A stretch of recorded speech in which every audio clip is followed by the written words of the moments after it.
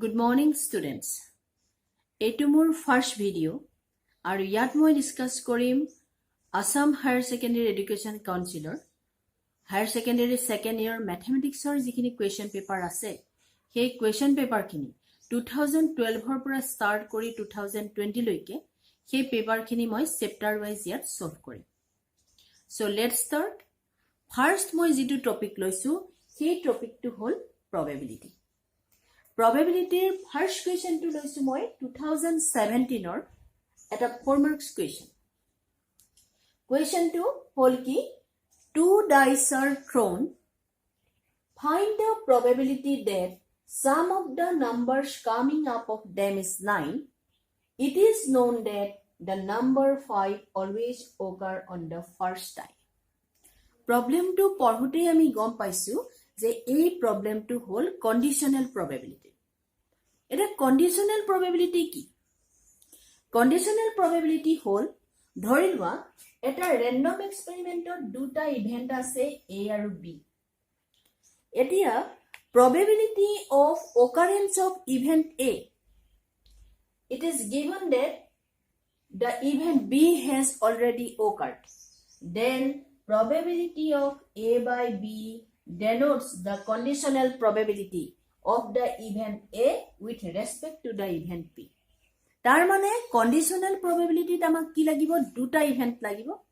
দুটা ইভেন্টৰ এটা ইভেন্ট আগতীয়াকে ঘটি যাব হেতুৰ বিষয়ে আমি গম পাম সেই ইভেন্টৰ ওপৰত ডিপেন্ড কৰি সেকেন্ড ইভেন্টৰ আমি কি কৰিব লাগিব আনটো ইভেন্টৰ probability উলিয়াব লাগিব তেতিয়া হবে এই প্ৰবলেমটোত কোন দুটা ইভেন্ট দিয়া আছে আমাৰ যেটো স্যাম্পল স্পেস বা আমাৰ যেটো ৰেন্ডম এক্সপেৰিমেন্ট সেই ৰেন্ডম এক্সপেৰিমেন্টটো কি 2 dice are thrown তাৰ পৰা আমি কি লিখিব পাৰিম স্যাম্পল স্পেসটো লিখিব পাৰিম যেতিয়া দুটা ডাইস থ্ৰো কৰা হয় তেতিয়া হলে স্যাম্পল স্পেসটো কি হয় s is equal to 1 1 1 2 1 3 1 4 1 5 1 6 2 1 2 2 2 3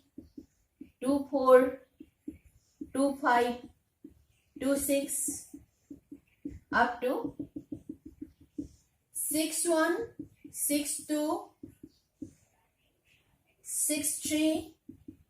6 4 6 5 6 6 Generally sample space to লিখি নললেও হয় কিন্তু sample space to যদি লিখি লোৱা হয় তেতিয়া হলে কি হয় আমাৰ প্ৰবলেমটোত ভুল হোৱাৰ চান্সটো খুব কম থাকে সো sample space to লিখি লোৱা ভাল এতিয়া আমি আহো যি দুটা ইভেন্ট আমাক দৰকাৰ হ'ব এতিয়া ইভেন্ট দুটা কি কি আমাক কিহৰ probability উলিয়াব দিছে find the probability that the sum of the numbers coming up of them is 9 আমাক এই ইভেন্টৰ probability উলিয়াব দিছে গতিকে জিটো ইভেন্টৰ probability উলিয়াব দিছে হেতু আমি গম পালো যে কি হ'ব লাগিব sum of the numbers coming up of them is 9 দুটা ডাইস যে থ্ৰো কৰা হৈছিল সেই ডাইস দুটা থ্ৰো কৰোতে এই ডাইস কেইটাৰ ওপৰত যেটো নাম্বাৰ আহিছে সেই নাম্বাৰ কেইটাৰ সামটো কি হ'ব লাগিব 9 হ'ব লাগিব আৰু আমাক দ্বিতীয় ইভেন্টটো কি যেটো আমি জানিব লাগিব আগতীয়াকে জানো হেতু কি it is known that এটো আমি জানো যে number 5 always occur on the first time গটিকে এটো হল সেইটো ইভেন্ট যেটো ইভেন্ট আমি জানো যে number 5 always occur on the first time so আমি ইভেন্ট দুটা পাই গলো তেতিয়া হলে আমি ইভেন্ট দুটা লিখো let us consider the following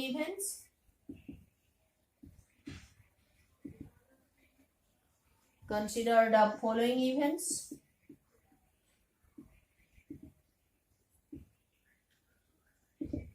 First event to name is E1 is such that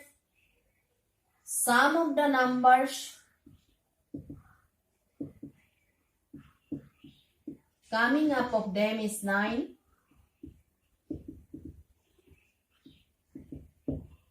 Our second event to ki hobo it is known that the number 5 always occur on the first time. Second event to hol ki the number 5 always occur on the first die. তেতিয়াহলে এই event কেইটাত এতিয়া কি কি elements সোমাব এই sample স্পেসটোত থকা sample পইন্টৰ কোনখিনি স্যাম্পল পইন্ট এই ইভেন্টটোত সোমাব E1 ত কি সোমাব E1 ইভেন্টটোত সামটো কি হ'ব লাগিব 9 হ'ব লাগিব নাম্বাৰ দুটাৰ সাম 9 হ'ব লাগিব তেতিয়াহলে কি দেখিছো 1 + 6 = 8 7 2 + 6 = 8 তালৈকেটো নাহে so first sample point to hobo ya 3 6 karon 3 plus 6 = 9 dar pasor to hobo 4 5 dar pasor to hobo 5 4 aru eta ahibo ketu hol 6 3 etu event to ekhini sample point e ahibo ekhini sample point ami ei sample space to pura likhisu karon event bilak ki hoy sample space or এটা subset হয় সেই কারণে এই point কেইটা এই sample স্পেসৰে যেহেতু একটা point সেই কারণে ইভেন্ট 1 ত সেই পয়েন্ট কেইটা থাকিব এটা ইভেন্ট 2 ত কি থাকিব number 5 always occur on the first die এতিয়া 5 নাম্বাৰটো কি হ'ব লাগিব ফাৰ্স্ট ডাইসটোত থাকিব লাগিব এটা ফাৰ্স্ট ডাইসটোত কি হৈছে এটো ফাৰ্স্ট ডাইসটোত 1 আছে এখিনি এয়াৰ ফাৰ্স্ট ডাইসটোত 2 আছে এটা 3 4 5 ইয়াত সোমাই আছে তেতিয়া হলে কোনখিনি স্যাম্পল পয়েন্ট আহিব 5 1 5 2 5 3 5 4 5 5 5 6 এই কেইটা স্যাম্পল পয়েন্ট আহিব সেকেন্ড ইভেন্টত কন্ডিশনাল প্রবাবিলিটি সলভ কৰিবলৈ যাওঁতে আমি উলিয়াব লগিয়া হয় E1 ইন্টাৰসেকশন E2 এটা E1 intersection E2 বুলি কওঁতে ইয়াৰ কমন পইণ্ট কি আছে only 5 তেতিয়া হলে probability of E1 by E2 কাৰণ আমাক E1 ৰ probability উলিয়াব দিছে with respect to the event E2 এটোৰ ফৰ্মুলাটো কি হয় probability of E1 intersection E2 by probability of সদায় E2 এটো হ'ব probability of E2 এতিয়া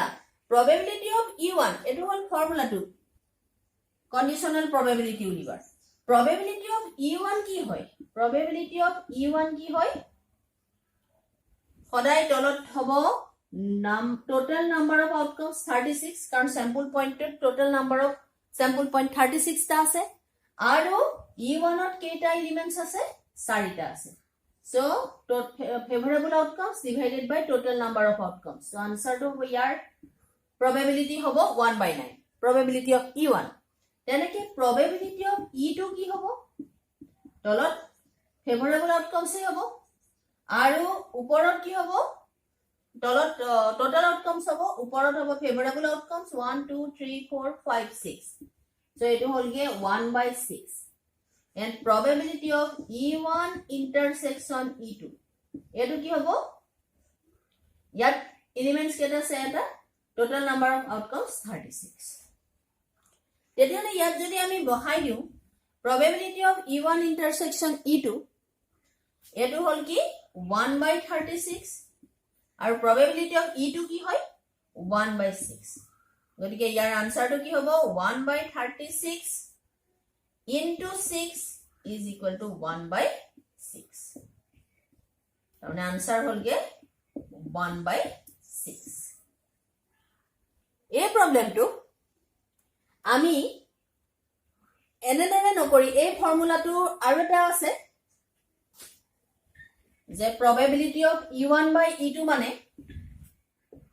probability of E1 by E2 mane probability of n in E1 intersection E2 divided by n E2 পাতিব পাৰি তেতিয়া কি হ'ব n intersection E2 মানে ইয়াত number of elements কেটা আছে n to number বুজাইছে এটা আৰু number E2 ত কেটা elements আছে 6টা so 1 by 6 এটো কৰিলেও হ'ব এটো আৰু এটো একেটাই দুইটা ইউজ কৰি probability of E1 by E2 নিৰ্ণয় কৰিব পাৰি So first question to answer asli hoboge 1 by 6. Etu eta 4 marks problem. ইয়াত 4 নম্বৰ আছে এটা ইয়াৰ অল্টাৰনেটিভ এটা কোৱেশ্চন আহিছে সো নেক্সট আমি সেই অল্টাৰনেটিভ কোৱেশ্চনটো ডিসকাস কৰিম এতিয়া আমি ফাৰ্স্ট কোৱেশ্চনটোৰ অল্টাৰনেটিভ কোৱেশ্চনটো ডিসকাস কৰিছো প্ৰবলেমটো হ'ল A bag contains 2 red and 4 black balls. Another bag contains 3 red and 3 black balls. One of the 2 bags is selected at random and a ball is drawn from a bag which is found to be red. Find the probability that the ball is drawn from the first bag. Problem to ami পঢ়িছো আৰু গম পাইছো যে it's a problem of Bayes theorem. এই প্ৰবলেমটো হ'ল বেজ থিওৰেমৰ problem এতিয়া বেজ থিওৰেম কি হয় বেজ থিওৰেমটো হ'ল কি ধৰি লোৱা e1 e2 e3 up to en এনটা ইভেন্টস আছে এটা ৰেন্ডম এক্সপেৰিমেন্টৰ কাৰণে এই এনটা হ'ল ইভেন্টস এইকেইটা কেনেকুৱা ইভেন্ট হয় মিউচুৱেলি এক্সক্লুসিভ এণ্ড এডজাস্টিভ ইভেন্টস তাৰ মানে ইহতৰ ইন্টাৰসেকশন টু সদায় কি হ'ব হাই হ'ব আৰু ইহতৰ ইউনিয়ন সদায় কি হ'ব দা স্যাম্পল স্পেস হ'ব তেনেকুৱা ইভেন্ট বিলাক কি বুলি কোৱা হয় মিউচুৱেলি এক্সক্লুসিভ এণ্ড এডজাস্টিভ ইভেন্ট বুলি কয় আৰু এটা ইভেন্ট যেটো ইভেন্ট e1 ৰ লগতো হ'ব পাৰে e2 ৰ লগতো হ'ব পাৰে বা en ৰ লগতো হ'বগে পাৰে তেতিয়া হলে probability of ei by a is equal to কি হ'ব probability of ei by a is equal to probability of ei into probability of a by ei divided by the total probability of summation I is equal to 1 to n probability of ei probability of a by ei where I is equal to 1 2 3 up to n এইটোৱে হ'ল বেজ theorem ইয়াত কি হ'ব যিবিলাক event দিয়া থাকিব e1 e2 e3 যিয়ে নহওক সেই ইভেন্ট বিলাক মিউচুৱেলি এক্সক্লুসিভ এণ্ড এডজাস্টিভ ইভেন্ট আৰু এটা কমন ইভেন্ট থাকিব এ এটা কমন ইভেন্ট যেটো e1 ৰ লগতো ঘটিব পাৰে e2 ৰ লগতো ঘটিব পাৰে বা e3 ৰ লগতো ঘটিব পাৰে বা তেনেকৈ আগবাঢ়ি গৈ থাকিব তেতিয়া হলে ইয়াত আমি ফাৰ্স্ট ইভেন্টবোৰ কনসিডাৰ কৰিম কোৱেশ্চনটোত কৈছে কি a bag contains 2 red and 4 black balls এইটো ধৰি লোৱা বেগ 1 ফাৰ্স্ট বেগ বুলি কব পাৰো ফাৰ্স্ট বেগ যত কি আছে 2 red and 4 black balls আৰু এইটো সেকেন্ড বেগ যেটো আছে তাত কি আছে 3 red and 3 black balls one of the 2 bags is selected at random ভালকে মন কৰিবা প্ৰথমতে কি কৰিছে বেগটো সিলেক্ট কৰিছে randomly যেতিয়া বেগটো সিলেক্ট কৰা হ'ব তেতিয়া হলে আমি ফাৰ্স্ট বেগটো সিলেক্ট কৰি আনিব পাৰো বা আমি সেকেন্ড বেগটো সিলেক্ট কৰিব পাৰো তাৰ মানে বেগ সিলেক্ট কৰাৰ যেটো probability হেতু সমান দুইটা বেগৰ ভিতৰত কোনোবা এটা বেগ আমি সিলেক্ট কৰিব পাৰিম গতিকে বেগটো সিলেক্ট কৰাৰ probability হ'ব হাফ যিকোনো এটা বেগ সিলেক্ট কৰাৰ probability হ'বগে হাফ এতিয়া কি কৰিছে one of the 2 bags is selected at random and a ball is drawn from a bag which is found to be red এটা ফাৰ্স্ট বেগটো সিলেক্ট কৰি আনিলে আৰু তাৰ পৰা এটা বল উলিয়াই আনিলে আৰু দেখিলে যে বলটো কি বল red ball তেতিয়া হলে find the probability that the ball is drawn from the first bag এতিয়া আমি probability টো উলিয়াব লাগে যে সেই যে red ball টো উলিয়াইছিলে সেই red ball টো first bag টোৰ পৰা উলিওৱাৰ probability কিমান ঠিক আছে সো আমি এতিয়া ইভেন্ট বোৰ কনসিডাৰ কৰোঁ এটা ইভেন্ট কি হ'ব? Let us consider the following events.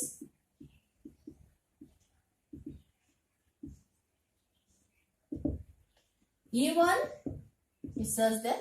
selecting the first bag. Selecting the bag which contains 2 red and 4 black balls. It was first event E1. Our second event to hobo ki? Second event to hobo ki? E2 is such that selecting the bag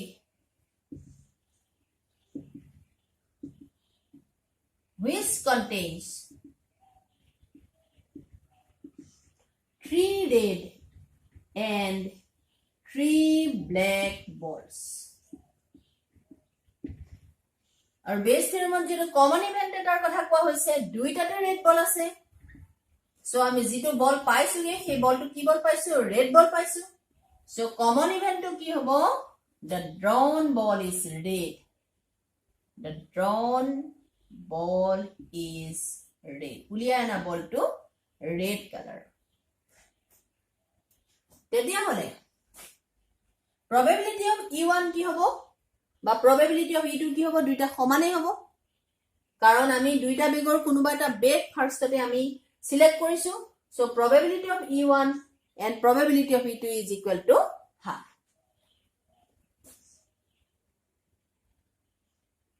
Clearly probability of E1 is equal to probability of E2 is equal to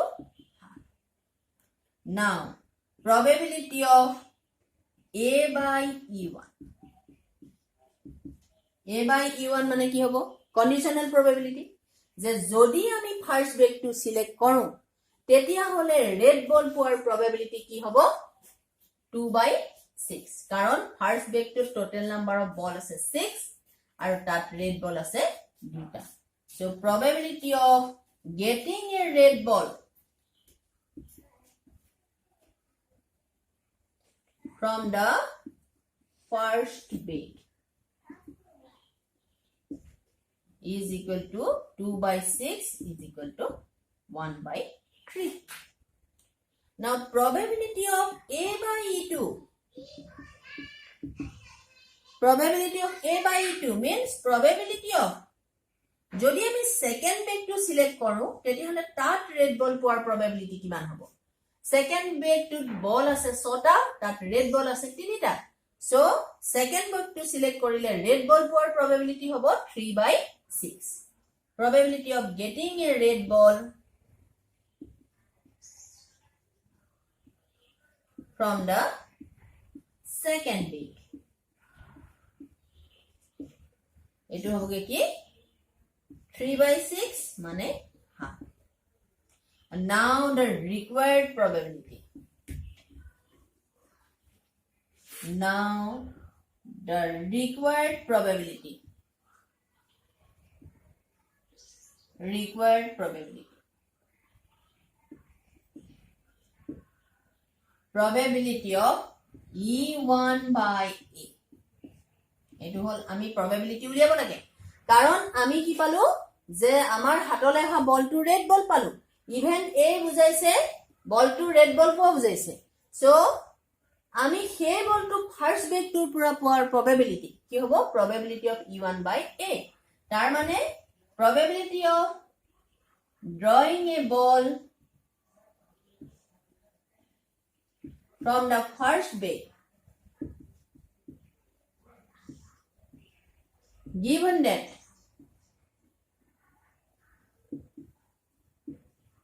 the ball is red এটো কি হ'ব ওপৰত হ'ব উল্টা পুল্টা theory probability of E1 হয় probability of A by E1 হয় সদায় numerator আৰু denominator total probability লিখিব লাগে probability of E1 probability of A by E1 plus probability of E2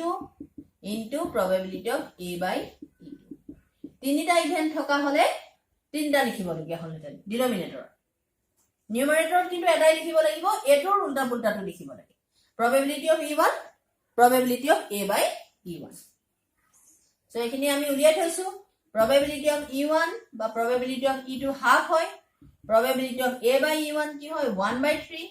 এটো হ'ব probability of e1 probability of a by e1 plus probability of e2 into probability of a by e2 half